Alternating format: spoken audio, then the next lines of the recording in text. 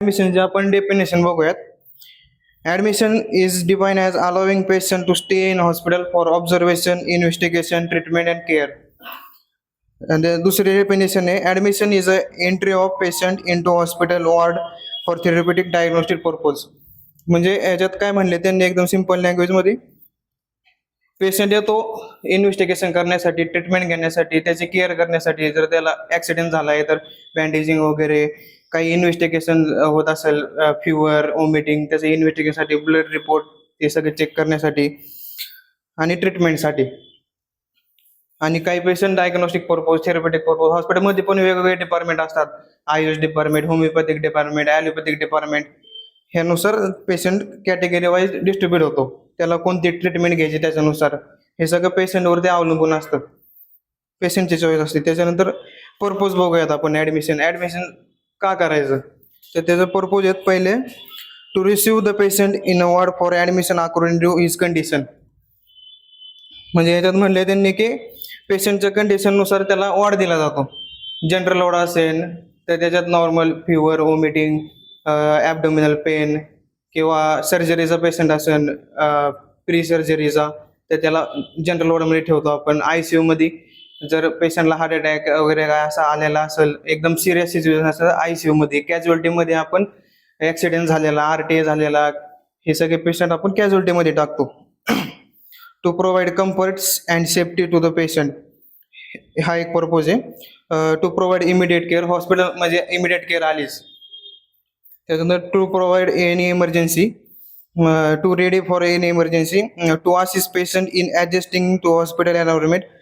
त्याच्यानंतर आहे to obtain information about patient, to establish the nurse patient relationship. ते हे जे नर्स पेशंट रिलेशनशिप आहे हे आपल्याला खूप महत्त्वाचं आहे, कारण की डॉक्टरनंतर आपणच पेशंटच्या 24/7 कॉन्टॅक्टमध्ये असतो.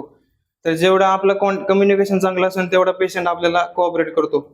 आणि तुम्ही आता क्लिनिकला गेल्यावरती कळेल तुम्हाला की काही काही पेशंट असे असतात ते डॉक्टरांना काहीच सांगत नाहीत, पण ते नर्स इतके एन्व्हायरमेंट झालेले असते, होमली एन्व्हायरमेंट तयार झालेलं असतं, तर ते नर्सची पहिल्यांदा कॉन्टॅक्ट करतात. मग आपल्याला आपली रिस्पॉन्सिबिलिटी असते की आपण कोणत्या पद्धतीने केअर करायची, किती लोकांना सांगायचं. पेशंटने सांगितलं आपल्याला की मला हे दुखतंय, पण ते डॉक्टर सराउंड आल्यावरती ते पेशंट सांगत नाही डॉक्टरला की मला हे दुखतंय. डॉक्टरला घाबरतात बरेच जण, मग ते आपली रिस्पॉन्सिबिलिटी असते. तर ह्या ठिकाणी आपलं नर्सचं पेशंट बरोबर रिलेशन एकदम गुड पाहिजे. त्याच्यानंतर आहे टाईप्स ऑफ ॲडमिशन, एमर्जन्सी आणि रुटीन. एमर्जन्सी, तू वाच बरं एमर्जन्सी ॲडमिशन.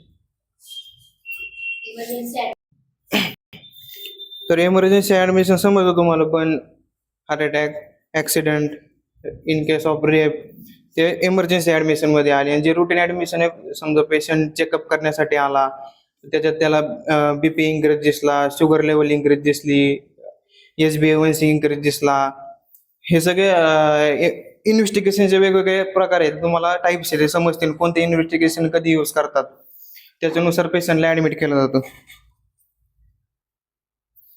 त्याच्यानंतर एमर्जन्सी ॲडमिशन, हेच ज्या माग आपण बोललो तेच एमर्जन्सी ॲडमिशन.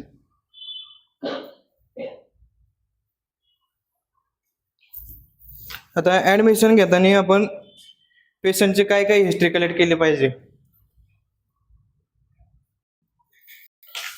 त्याच्यानंतर एमर्जन्सी ॲडमिशनमध्ये काय बोलले, take brief history of his or her complaints, and if the patient is not able to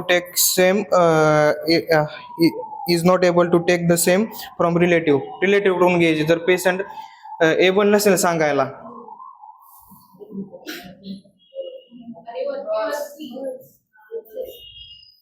हेच, जर पेशंटचे कंडिशन नसेल, जर पेशंट समजा बंद झाले तर बोलू शकत नाही, किंवा RTA मध्ये, रोड ट्रॅफिक ॲक्सिडेंटमध्ये हेडचे पूर्ण हे झालेलं आहे, तर त्यावेळेस आपण त्याच्या रिलेटिव्हकडून किंवा ज्यांनी पेशंटला हॉस्पिटलमध्ये आणले त्याच्याकडून हिस्ट्री घ्यायची. त्याच्यानंतर पेशंट एकदा बेडवर गेला की त्याच्यानंतर पहिलं आपलं काम आहे व्हायटल सायन्स चेक करायचे, सगळे व्हायटल सायन्स रेकॉर्ड करायचे. त्याच्यानंतर carry out all the emergency treatment and procedure, carry out the doctors prescription accurately. allow only one caretaker to the near patient and send to medical record department to prepare the patient folder. त्याच्यानंतर खाली if admission is required, ask doctor to give admission form and ask the caretaker to perform formalities. आता ह्याच्यात आहे ना, the patient should be shifted to ward as early as possible after giving the initial care with the assistant. त्यानंतर MLC medico legal cases. आता ह्या medico legal cases under कोणते कोणते येतात? फॉल फ्रॉम हाईट, त्याच्यानं RTA road traffic accident, rape, murder, suspected broad death, त्याच्यानं alcohol toxication, burn poison consumption, suicide attempt, hanging, drowning, हे सगळे MLC मध्ये अंडर येतात. त्याच्यानंतर ह्या फॉर्मॅलिटीज आहेत. त्याच्यात आपण आता डिस्कस केलं तसंच CMO म्हणजे काय? Consultant medical officer. जो MBBS चा असतो तो CMO असतो प्रत्येक वॉर्डचा एक एक. तो सगळं ते डायग्नोसिस वगैरे करतो पेशंटचं. त्याच्यानंतर जे MLC अंडर जे पेशंट ऍडमिट होतात त्यांची फाईल वेगळी बनते. त्या फाईलला सील असतं. ते फाईल कोणीच हॉस्पिटलच्या ऑथोराइज पर्सन शिवाय ओपन करू शकत नाही. ना रिलेटिव्ह ना दुसरा हॉस्पिटलचा कुठला वर्कर. स्टाफ नर्स पण कधी कधी हे करू शकत नाही. जर पोलीस कस्टडी झाली तर त्या केसमध्ये ह्या PDF मध्ये ह्या पेजवरती हे सांगितलं त्यांनी.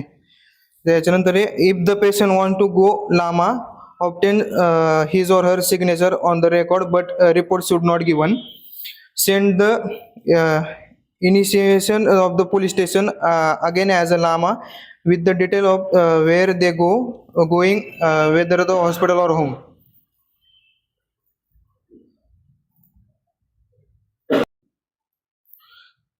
खाली in case of death, police immediately should be sent and the body should be handed over to the police and taken signature, name, destination of police details.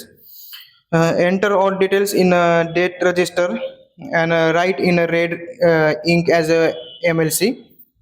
Postmortem for MLC case is must information should be given to forensic department as soon as patient dies regarding the time of the death, place from which police has come.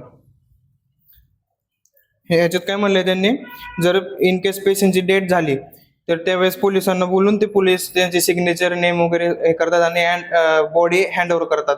Body handover कधी केली जाते? MLC मध्ये postmortem करून पेशंटच्या रिलेटिव्हला body दिली जाते.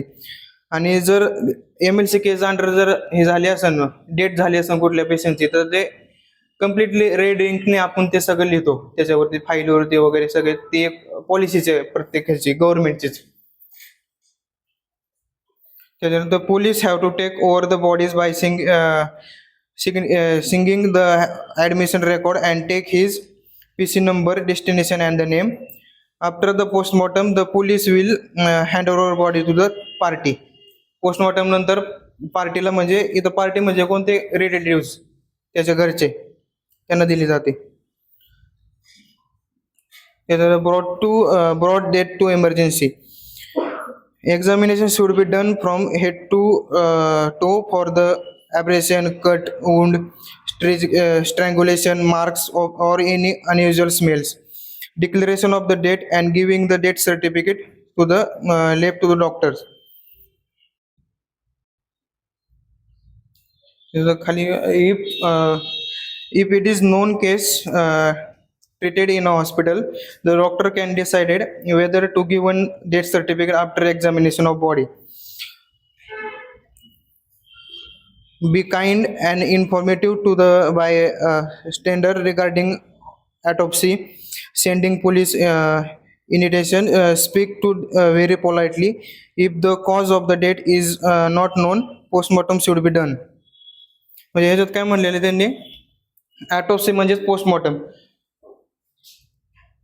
तर जर आपल्याला पेशंटची कंडिशन माहीत नसेल आणि जर पेशंट इमर्जन्सी मध्येच मृत्यू पावला किंवा हॉस्पिटलमध्ये आल्या आपण त्याला ट्रीटमेंट द्यायच्या आधीच कॅज्युअल्टीमध्ये जर डेथ झाली, तर त्या केसमध्ये आपण पोस्टमॉर्टम करून हे सगळं करतो आणि रिझन ऑफ द डेथ आपण फाइंड आउट करतो. ते सगळं PMC वाले बघतात. PMC म्हणजे फॉरेन्सिक वाले बघतात. त्याचे वेगळे डॉक्टर्स असतात, नर्सेस असतात. फॉरेन्सिक नर्सिंग पण एक तुम्हाला स्कोप आहे. त्याच्यानंतर येतं डिस्चार्ज ऑफ द पेशंट.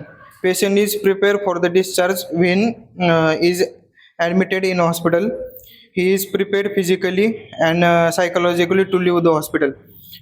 आता पेशंट डिस्चार्ज कधी होतो हॉस्पिटलमधून, जो कम्प्लिटली क्युअर झालेला असेल, त्याची ट्रीटमेंट कम्प्लीट झाली असेल, सगळे डोसेस वगैरे गेले असतील, त्याचे सगळे रिपोर्ट्स नॉर्मल येत असतील, ब्लड रिपोर्ट, SbA1c रिपोर्ट, त्याच्यानंतर ट्रॉप 1 ट्रॉप 2 हे सगळे हार्ट रिलेटेड रिपोर्ट आहेत, हे सगळे नॉर्मल आले, त्या कंडिशननुसार आपण त्याचे इन्व्हेस्टिगेशन करतो. ते इन्व्हेस्टिगेशन सगळे नॉर्मल आले असतील आणि जर डॉक्टरांचे जर कन्सल्ट असेल पेशंटला डिस्चार्ज द्यायचा, तर त्यावेळेस आपण पेशंटला डिस्चार्ज देतो. त्यानंतर डिस्चार्ज प्रिपरेशन इन्क्लूड आपण फिजिकल कन्सिडरेशन घेतो पेशंटचं, psycho cognitive consideration, family consideration आणि होम केअर. आता ह्याच्यामध्ये हे वरचे तीन आहेत, फिजिकल, सायको कॉग्निटिव्ह आणि फॅमिली, हे सगळे आपण हॉस्पिटलमध्येच करतो. त्याच्यानंतर होम केअरमध्ये म्हणजे जर रिलेटिव्ह किंवा केअरटेकर पेशंटचा असेल तर त्याला आपण फॉलोअपसाठी सांगतो, कधी फॉलोअपला यायचं, डेट वगैरे सगळे समजून सांगतो. मेडिकेशन कधी कोणत्या टायमाला द्यायचे, कशा बरोबर द्यायचे, काही काही मेडिसिन मिल्क बरोबर घ्यायचे असतात, पाण्याबरोबर, काही नुसतेच सबलिंगली घ्यायचे असतात, म्हणजे जिभे खाली ठेवून घ्यायचे असतात. ते सगळं आपण व्यवस्थित पेशंटला आणि पेशंटच्या रिलेटिव्हला एक्सप्लेन करतो, म्हणजे जेणेकरून पेशंट घरी गेल्यानंतर पण त्याला काही त्रास होऊ नये. त्याच्यानंतर types of discharge, cure and discharge. Wien the treatment of the client is completed, when the treatment of the client is completed from the hospital, he is discharged. He get discharged after doctor's order. म्हणजे जर पेशंटची treatment complete झाली असेल आणि जर डॉक्टरचा order असेल पेशंटला डिस्चार्ज द्यायचं, तर त्यावेळेस आपण डिस्चार्ज समोर वगैरे सगळे तयार करतो. ह्याच्यानंतर हे बघा, हे लामा और DAMA, leave against medical advice, हे लामाचा फुल फॉर्म आहे, आणि डामाचा discharge against medical advice. Again medical advice. याच्यात खाली म्हणले, when the client does not want to continue his treatment and want to leave against doctors medical advice, here the risk and the complication are explain very well to the client and the family members.